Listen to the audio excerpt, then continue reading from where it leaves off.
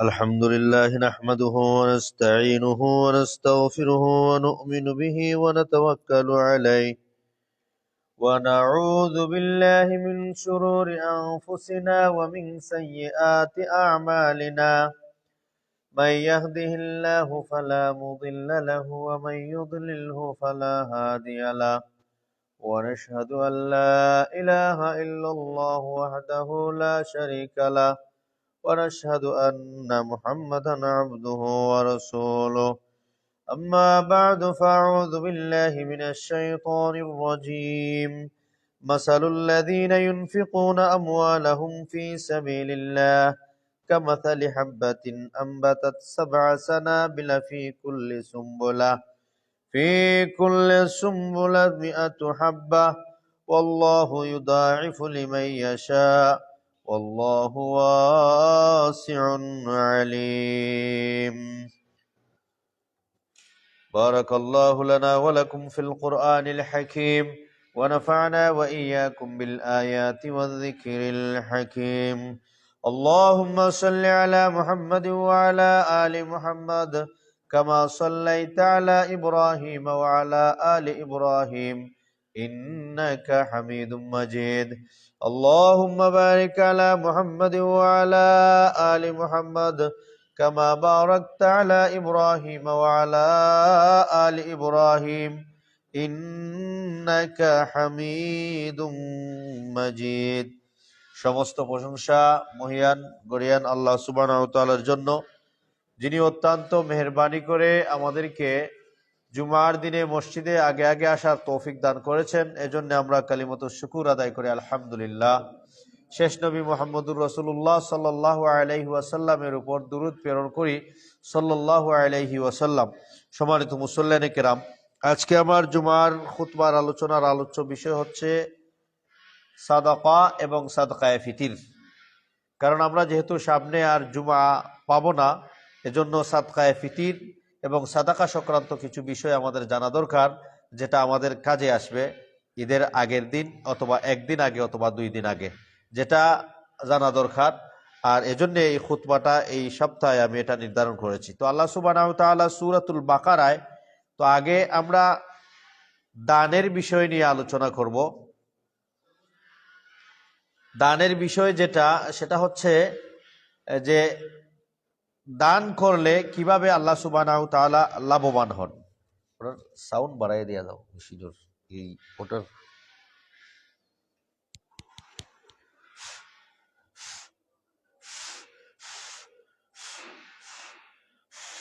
একটু দাও।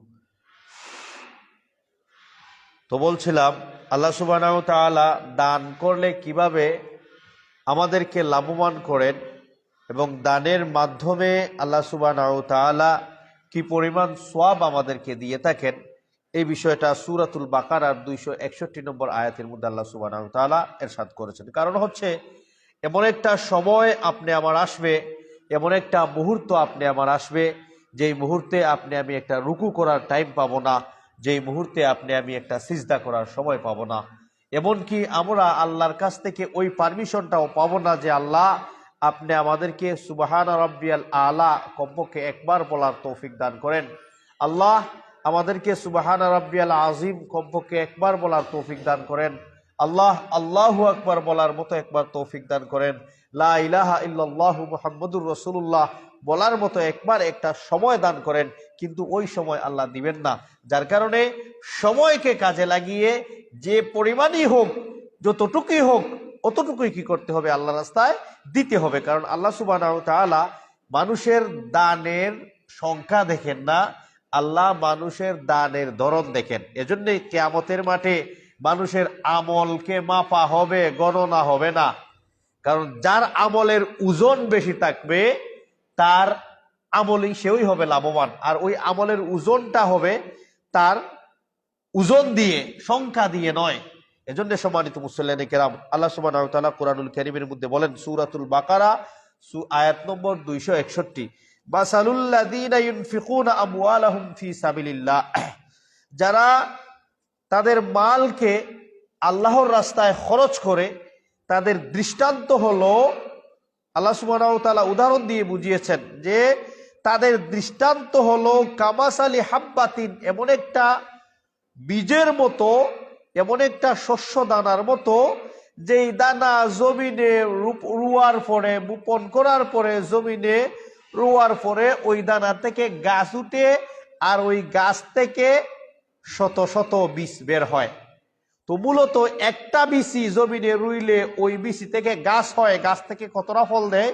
শত শত ফল দেয়। তো আল্লাহ উদাহরণ দিয়ে বললেন, মাসালুল্লাযীনা ইউনফিকুনা আমওয়ালাহুম ফী সাবিলিল্লাহ, কেউ যদি আল্লাহর রাস্তায় সামান্য পরিমাণ 1 টাকা পরিমাণ আল্লাহর রাস্তায় দান করে, তার দান আল্লাহ এভাবে গ্রহণ করেন যেন ওই ব্যক্তি জমিনে একটা বীজ রুইল, আর ওই বীজ রুয়ার পরে জমিন থেকে যে গাছ উঠে, গাছটা কি যে পরিমাণ ফসল বের হয়, মানে একটা বীজ রোয়ার পরে একটা গাছ হইল, গাছ থেকে শত শত হাজার হাজার দানা বের হইল। তো আল্লাহ বলেন, কেউ যদি এই পরিমাণ এভাবে আল্লাহর রাস্তায় 1 টাকা দান করে, তার দানের উদাহরণ হলো জমিনে একটা বৃক্ষ রোপণ করলো, ওই বৃক্ষ থেকে একটা নয়, দুইটা নয়, 7টা শীষ বের হলো, প্রত্যেকটা শীষে 100 করে কি আছে? দানা আছে।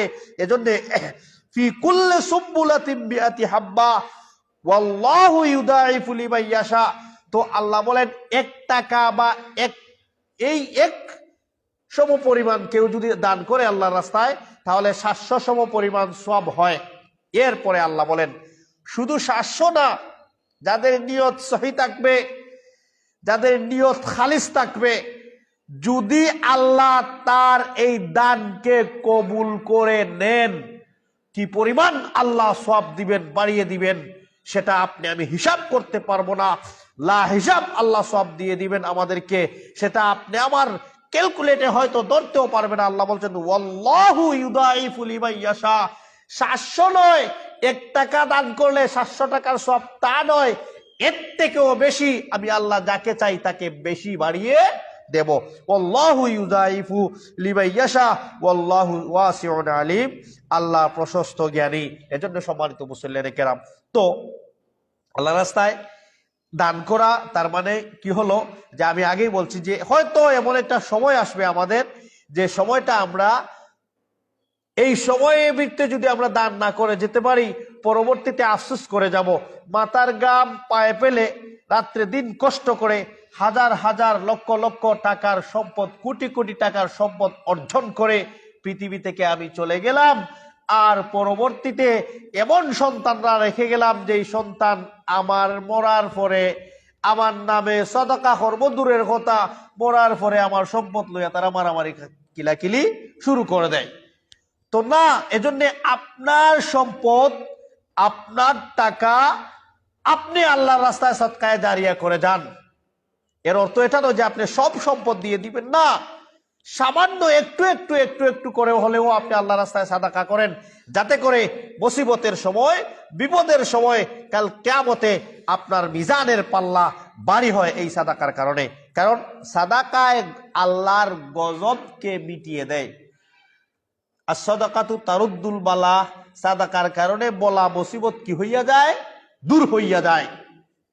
তো এটা হলো সাদাকার পাওয়ার। এজন্য সম্মানিত মুসল্লিয়ানে কিরাম, দান সাদাকা আপনি সময় থাকতে করে যান।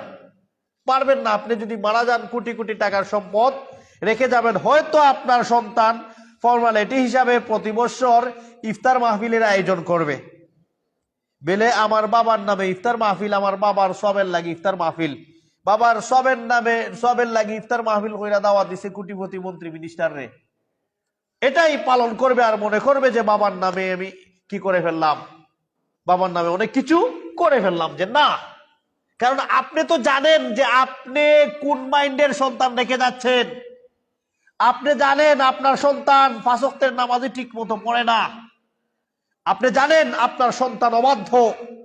কালকে একটা নিউজ, পরশুদিন একটা নিউজ দেখলাম, বাবা নিজের সন্তানকে কুড়ালি দিয়া ঘুমন্ত অবস্থায় মেরে থানায় আত্মসমর্পণ করছে।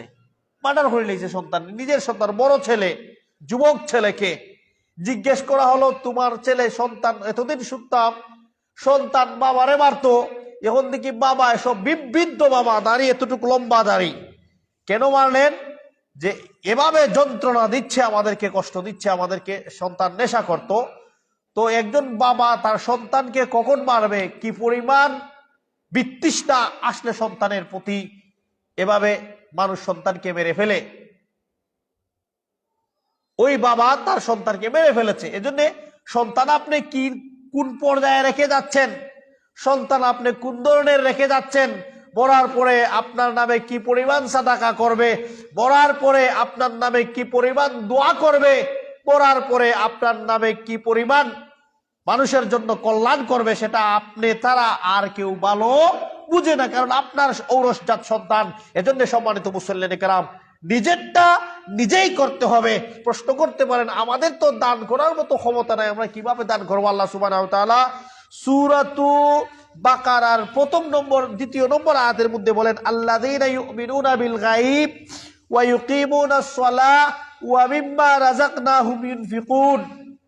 যারা গায়বের প্রতি ঈমান আনলো, নামাজ পড়লো, এবং তারা আমি আল্লাহ যা কিছু দিলাম তা থেকে দান করলো। আল্লাহ বলছেন, আল্লাহ কিন্তু এটা বলেন নাই যে লাখপতি কোটিপতি হও তারপরে তুমি দান করবা, এটা আল্লাহ বলেন নাই। আল্লাহ কিন্তু এটা বলেন নাই যে 1 লাখ টাকার মালিক হও তারপরে দান করবা, আল্লাহ এটা বলেন নাই। আল্লাহ বলছেন, আমি যা রিজিক দিয়েছি, তোমাকে যদি আমি 100 টাকা রিজিক দেই, তার থেকে 5 টাকা তুমি দান করো। তার মানে তুমি টোটাল সম্পদের, তোমার টোটাল যে রিজিক ছিল, তোমার কাছে মূলতই ছিল 100 টাকা, তার থেকে তুমি 5 টাকা দিয়ে দিলা। যা কিছু দিলাম তা থেকেই তুমি কি করো? আল্লাহ রাস্তায় দান করো। কারণ কি হবে? যে আল্লাহ ওই দানকে গণনা করবেন না, আল্লাহ আপনি আমার দানকে ওজন করবেন। এজন্য সম্মানিত মুসল্লিয়ানে কিরাম, কিয়ামতের মাঠে দানকে ওজন করা হবে। আমরা জানি কিয়ামতের মাঠে মিজান কায়েম করা হবে। মিজান মানে কি? পাল্লা। কিয়ামতের মাঠে কি কায়েম করা হবে? মিজান কায়েম করা হবে। মিজান অর্থ হইল পাল্লা, দাড়ি পাল্লা। পাল্লা দিয়ে কি করা হয়? মাপা হয়, ওজন করা হয় না, গণনা করা হয়, ওজন করা হয়। এজন্য কিয়ামতের মাঠে মানুষের আমালকে, নেকি হোক ভালো, নেকি হোক গুনাহ হোক, উভয় আমলকে কি করা হবে? মানুষের আমলকে, উভয় আমলকে আল্লাহ ওজন দিবেন। এজন্য যার আমল ভারী হবে সেই কামি হবে। সম্মানিত মুসল্লিয়ানে কেরাম, এজন্য আল্লাহ সুবহানাহু ওয়া তাআলা কোয়ালিটি দেখেন না, কোয়ান্টিটি দেখেন। কার আমলের কোয়ান্টিটি কিরকম এটা আল্লাহ দেখেন। আল্লাহর কাছে গণনার ধর্তব্য না যে আপনি কোটি কোটি টাকা দান করলেন, এটা বিষয় না। বিষয় হচ্ছে আপনি কিভাবে দান করলেন, আপনার দানের ওজনটা কতটুকু, এটা আল্লাহ দেখেন। এজন্যে তবুকের যুদ্ধের সময় একজন সাহাবীর একটা ঘটনা আমি বলি, বুখারীর হাদিস। ঘটনা বললে আপনারা মনে করেন না যেন কিচ্ছা কাহিনী, বুখারীর হাদিস আমি বলতেছি। তবুকের যুদ্ধের সময় আল্লাহ রাসূল সাল্লাল্লাহু আলাইহি ওয়াসাল্লাম সাহাবীদের কাছ থেকে চাঁদা কালেকশন করতেছেন। গরিব সাহাবী, কিভাবে সাহাবীরা দিনের জন্য সবকিছু লুটিয়ে দিয়েছেন, কিভাবে সাহাবারা ইসলামের জন্য সবকিছু কোরবানি করে দিয়েছেন। ইসলামের সোনালী যুগের ইতিহাস ঘাটলে দেখা যায় সাহাবীদের আত্মত্যাগ,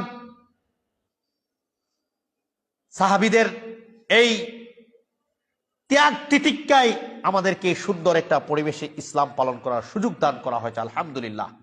সম্মানিত মুসল্লিরা, তো বলছিলাম আল্লাহ রাসূল তাবুকের যুদ্ধের সময় সাহাবীদেরকে বললেন, যা কিছু আছে তোমরা দান সাদাকা করো। যুদ্ধের জন্য সামান লাগবে, খরচ লাগবে, এজন্য আপনারা দান সাদাকা করে থাকেন। সাহাবীরা সবাই দিলেন। একজন গরিব সাহাবী ছিলেন, কিছুই নেই উনার। উনি রাত্রে মানুষের কাজ করার জন্য চলে গেলেন। ইহুদির বাগানে পানি দিলেন, অনেক দূর থেকে পানি এনে প্রতি বালতিতে একটা করে খেজুর দেওয়া হলো। তো সাহাবী হাতের মধ্যে যতটা খেজুর আটে অতটুকু নিয়ে আসলেন, এসে আল্লাহ রসুলকে বললেন, আল্লাহ রসুল, আপনি যুদ্ধের জন্য চাঁদা কালেকশন করতেছেন, আল্লাহ রাস্তায় দেওয়ার মতো আমার কিছু নাই। এই খেজুরগুলি আমি সারা রাত্রে কর্ম করে আমি নিয়ে আসলাম, আপনি এটাকে আমি দিয়ে দিলাম আল্লাহ রাস্তায়। রাসূলুল্লাহ সাল্লাল্লাহু আলাইহি ওয়াসাল্লাম সমস্ত দানের উপরে ওই দানটা রাখলেন, সাহাবীর দানটা রাখলেন। চিন্তা করেন, ওই দানে কিন্তু উসমান রাদিয়াল্লাহু তাআলা আনহুর, ওই দানে উসমান রাদিয়াল্লাহু তাআলা আনহুর 700 উট পর্যন্ত ছিল। ওই দানে উসমানের 700 উট পর্যন্ত ছিল। এরপরে আল্লাহ রাসূল সাল্লাল্লাহু আলাইহি ওয়াসাল্লাম বললেন, আমার সাহাবীর দানকে তোমরা উপরে রাখো। তো 700 উট ছিল ওই দানে। আল্লাহ রাসূল সাহাবীদেরকে বললেন যে আমার সাহাবীর আর কমাও, আমার সাহাবীর দানকে তোমরা সবার উপরে রাখো। তার মানে এক মুঠ খেজুরকে আল্লাহ রাসূল উপরে উসমানের দানের 700 উটের উপরে মর্যাদা দিলেন। কেন? যে আল্লাহ কিয়ামতের মাঠে সংখ্যা দেখবেন না, ওজন দেখবেন। কার কাছে যদি 50 টাকা থাকে, সে শুধুমাত্র 50 টাকার মালিক। সে 50 টাকার মধ্যে আল্লাহর রাস্তায় 10 টাকা দিলে এলো, তার মানে সে টোটাল সম্পদই তার কাছে 50 টাকা আছে। সে 50 টাকার মধ্যে আল্লাহর রাস্তায় 10 টাকা দিয়ে দিচ্ছে, তার মানে তার টোটাল সম্পদের 5 ভাগের 1 ভাগ আল্লাহর রাস্তায় দিয়ে দিল। কারো কাছে যদি লাখ টাকা থাকে আর 1000 টাকা দিল, তাহলে ওই 1000 টাকার কি নাই, কারণ সে 100 ভাগের 1 ভাগ দিল। আর ওই ব্যক্তি তার টোটাল সম্পদ থেকে 50 টাকার মাঝে 10 টাকা দিয়ে দিল, তার মানে টোটাল সম্পদ থেকে ওই ব্যক্তি 5 ভাগের 1 ভাগ দিল। এজন্য সম্মানিত মুসল্লিয়ানে কেরাম, তো আল্লাহর কাছে নেকি গণনা করা হবে না, ওজন করা হবে। এজন্য কিয়ামতের মাঠে মিজান কায়েম করা হবে। আর ইমাম বুখারী রাহিমাহুল্লাহ উনার কিতাবে লাস্টে বাব যেটা বেঁধেছেন, সেটা হচ্ছে এই মাওয়াজিনুল কিসতাস বলে সেই বাব অধ্যায় রচনা করেছেন। ওখানে মানুষের ওজন, মানুষের আমলকে ওজন করা সম্মানিত মুসলিম। এই জন্য বলছিলাম, যা কিছু আছে আল্লাহ বলছেন মিম্মা রাযাকনাহুম ইউনফিকুন, যা কিছু আছে তোমরা তার থেকে কি করো? সাদাকা করো। এই জন্য রমজান মাস সাদাকার মাস, দান সাদাকা মানুষ এই রমজান মাসে বেশি করে। কেন? কারণ আল্লাহ ইউযাইফু মাইয়াশা, ওই মাসে আল্লাহ যাকে চান আল্লাহ বাড়িয়ে দিবেন। এজন্য মানুষ এই মাসে বেশি বেশি করে দান সাদাকা করে। যাকাতও ওই মাসে মানুষ কি করে? বের করে। কারণ হচ্ছে যে ওই মাসে হিসাব করতে একটা সুবিধা হয়, প্রতি রমজানে যাকাত দিতে হিসাব করতে সুবিধা হয়। আর যাকাত যে বিষয় যেটা, সেটা হচ্ছে আরবি মাসের লোকে হিসাব করে বৎসর কি করতে হবে? হিসাব করতে হবে। এটা জেনে রাখবেন, যারা যাকাত দেন তারা যেন আরবি মাসের সাথে হিসাব করে যাকাত দেয়। ইংরেজি মাস বাংলা মাসের লগে যদি হিসাব কইরা যাকাত দেয়, সেটা বৎসর পূর্ণ হবে না। কারণ ইংরেজি মাসের বৎসর আর আরবি মাসের বৎসরের কি আছে? তফাৎ আছে। সূর্য মাস আর চন্দ্র মাস, যেটা সূর্য মাস সেটা হচ্ছে ইংরেজি মাস, আর চন্দ্র মাস যেটা হচ্ছে আরবি মাস। তো এজন্য ইসলামের যত বিধিবিধান আছে, সব বিধিবিধান কিন্তু আরবি মাসের লগে সম্পর্ক, ইংরেজি বাংলা মাসের লগে সম্পর্ক নয়। কারণ আরবি মাস কে বানাইছে? আল্লাহ। আর বাংলা ইংরেজি মাস কে বানাইছে? মানুষে। এজন্য ইবাদতের যত বিষয় আদি আছে, সব বিষয় আদি কিন্তু কি করা হয়? আরবি মাসের সাথে সম্পর্ক করা হয়। এজন্য সম্মানিত মুসল্লিয়ানে কেরাম, আমাদেরকে আরবি মাসের এই হিসাব করে মানুষ যাকাত দেয়। রমজানে আসলে হিসাব করতেও সুবিধা হয়, আর এটা করে দিতে হবে। তো বলছিলাম যে এই মাসে সাদাকা বেশি বেশি করে করবেন। সাদাকার কি আছে? অনেক ফজিলত আছে। আল্লাহ রাসূল সাল্লাল্লাহু আলাইহি ওয়াসাল্লাম বলছেন যে সাদাকায় বলা মুসিবত দূর করে দেয়। অনেক বিপদ দেখবেন আপনার থাকে, অনেক বিপদ আসার কথা ছিল, এসে যায় যেন, এরপরেও আল্লাহ যেন দেখলেন, আপনি মনে করলেন যে এই মহা বিপদের সময় সম্মুখীন হয়েছিলাম, এরপরে আল্লাহ কিসের জন্য আমাকে বাঁচিয়ে দিলেন। আপনি হয়তো জানেন না যে কোনো এক সময় আপনি কিছু টাকা আল্লাহর রাস্তায় দিয়েছিলেন, আর আপনার নিয়ত ছিল খালেস, যে আমি একমাত্র আমার মৌলাকে খুশি করার জন্য দিয়েছিলাম, আমার আল্লাহকে খুশি করার জন্য দিয়েছিলাম। পৃথিবীর মানুষ আমাকে দানবীর বলুক, এটা আমি চাইনি।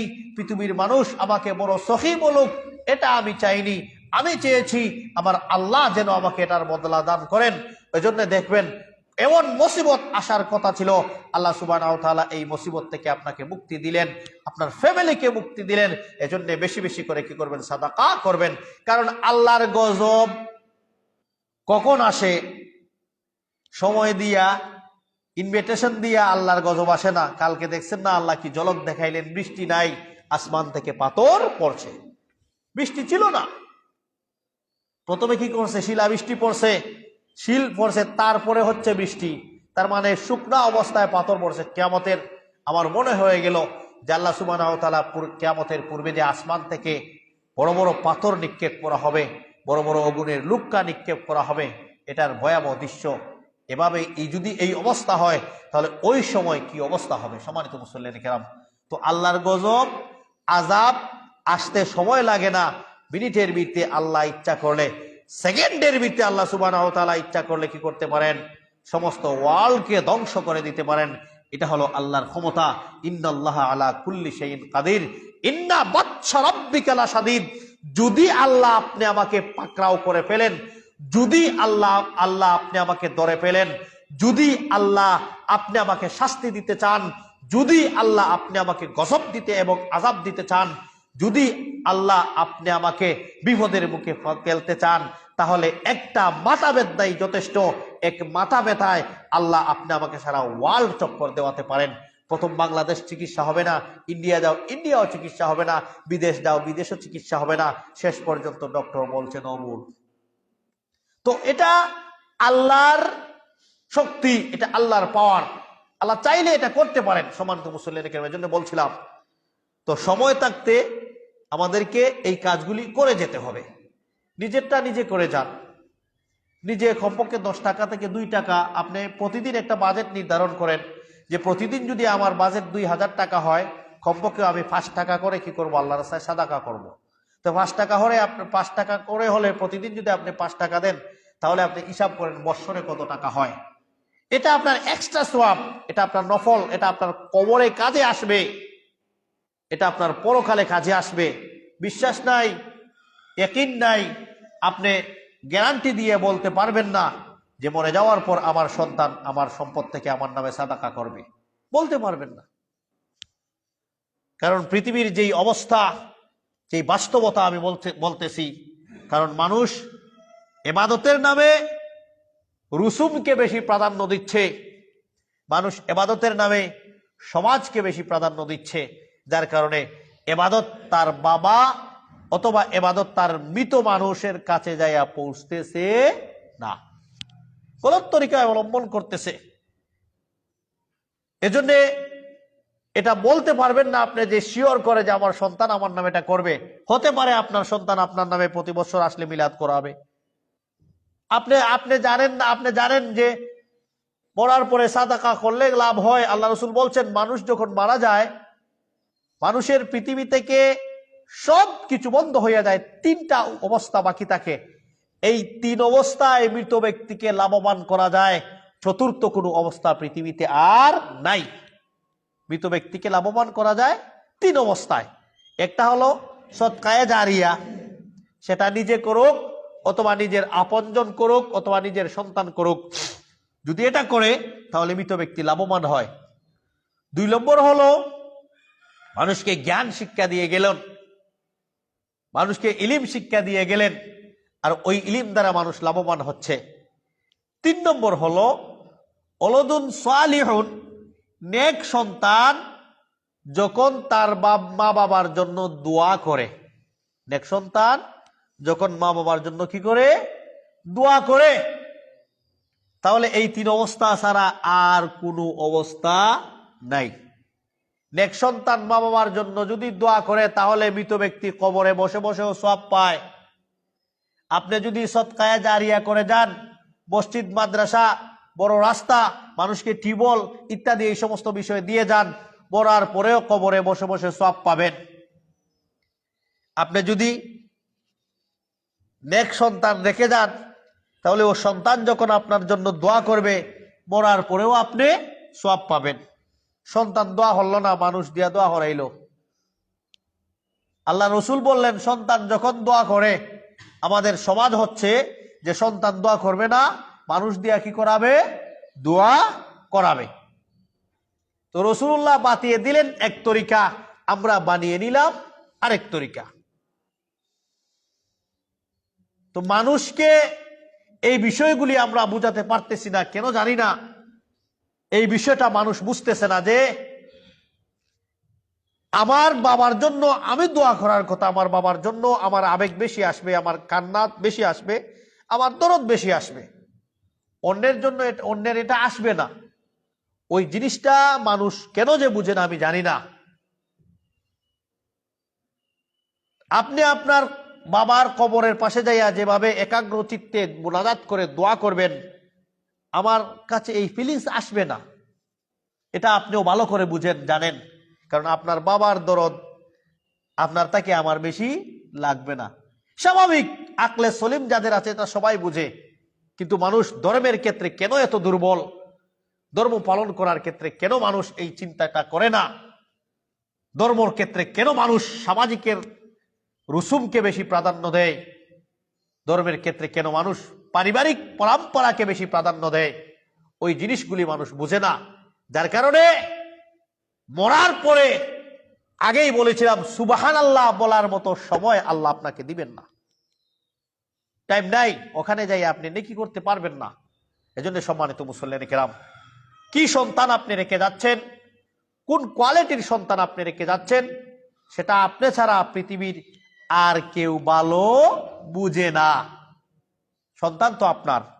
এজন্য ওই সন্তান থেকে মরার পরে আপনি কি পরিমাণ আশা করতে পারেন সেটা আপনি ভালো করে ক্যালকুলেট করে নেবেন, হিসাব করে নেবেন। তারপরে আপনি রেখে যাবেন সন্তানের জন্য কোটি কোটি টাকা। তখন আপনি বুঝতে পারবেন কবরে বসে বসে যে আপনার সন্তান আপনাকে লাভবান করতেছে কিনা। তিন অবস্থা ছাড়া অন্য কোনো আর পন্থাই নাই মৃত ব্যক্তিকে লাভবান করার, পন্থাই নাই, কোনো অবস্থাতেই নাই। হক্কানি উলামায়ে কেরামদেরকে জিজ্ঞেস করেন, কোরআন খতম হইরা দিলে মৃত ব্যক্তি সব পাইবনি, জিজ্ঞেস করেন।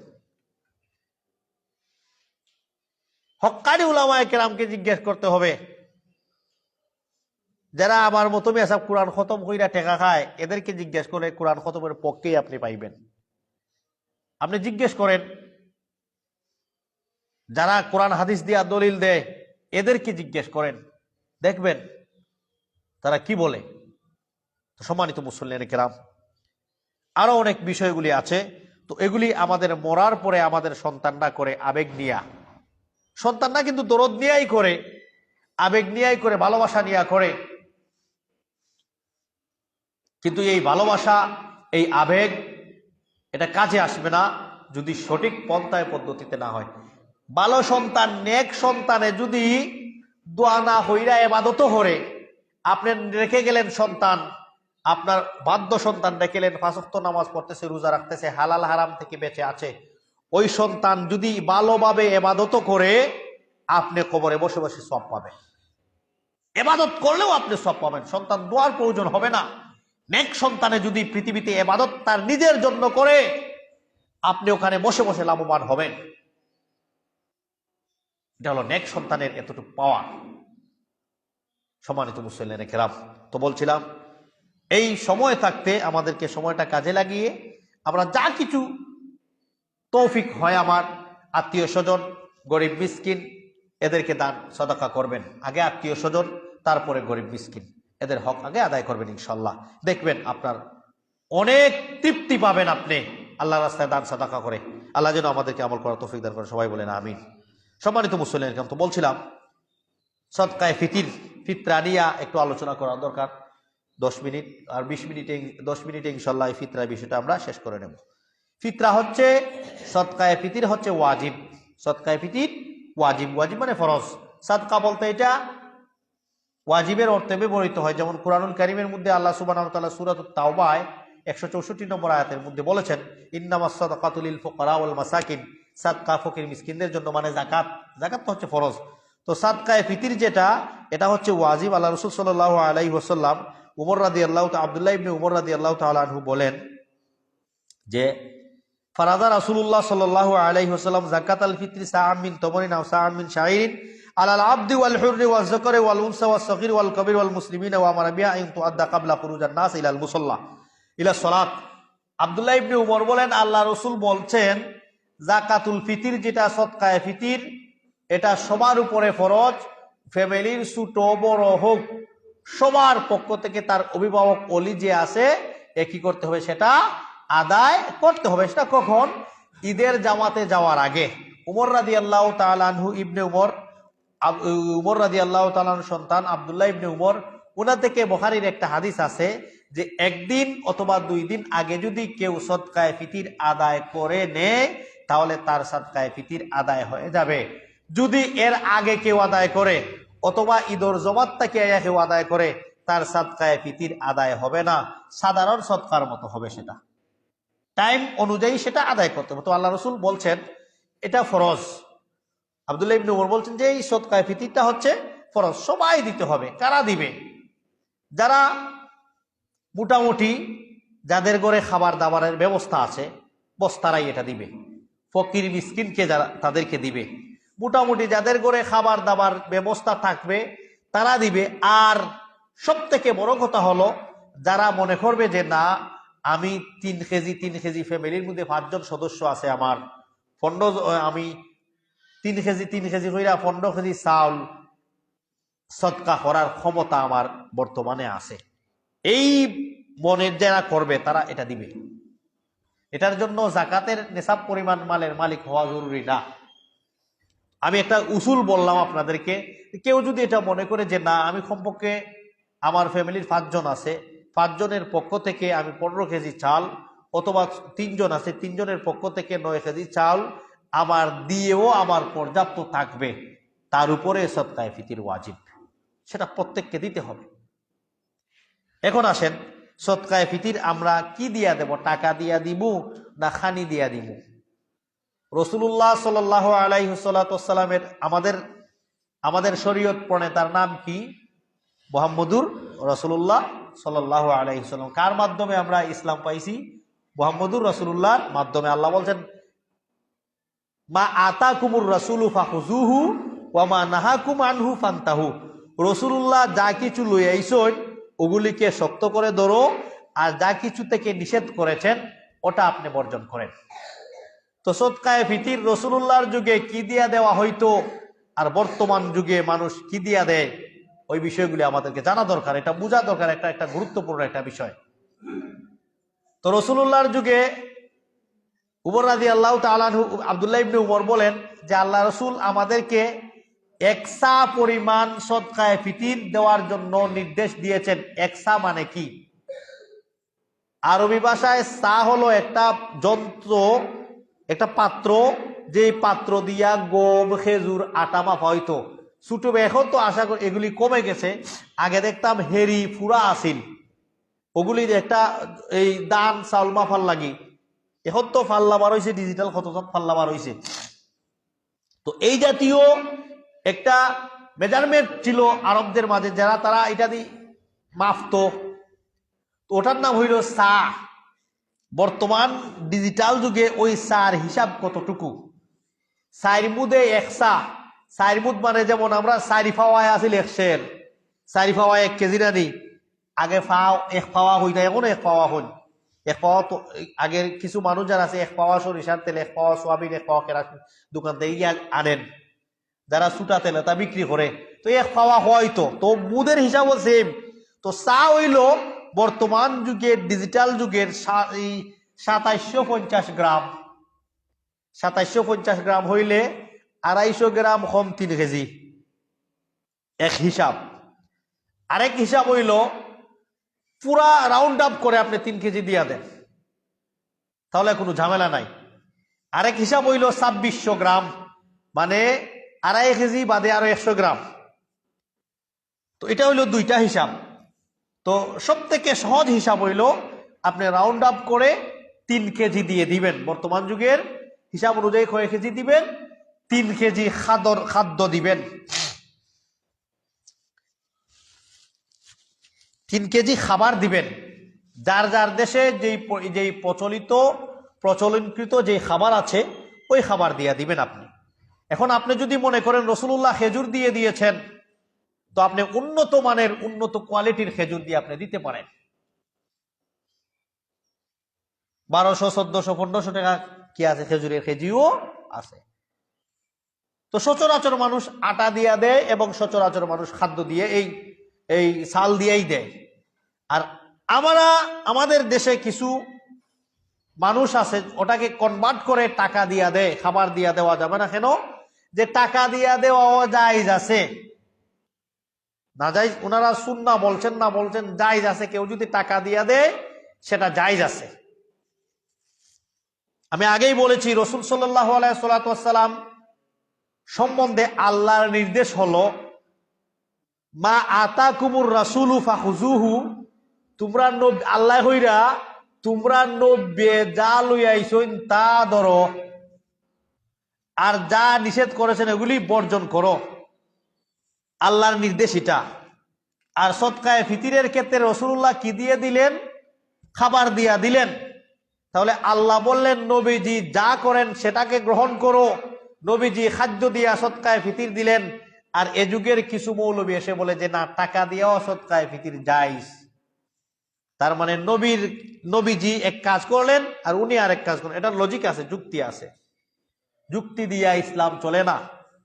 যুক্তি দিয়া যদি ইসলাম চলতো তাহলে অজু করলে হাত পাও মুখ মাথা মাছে করার লাগতো না। ওই অজু গেলে কি বায়ু ছাড়লে অজু গেলে শুধু ওই জায়গা দইলে হইতো, হাত পাও মুখ দোয়া দরকার চিল্লিবা। যুক্তি তো এটা বলে না।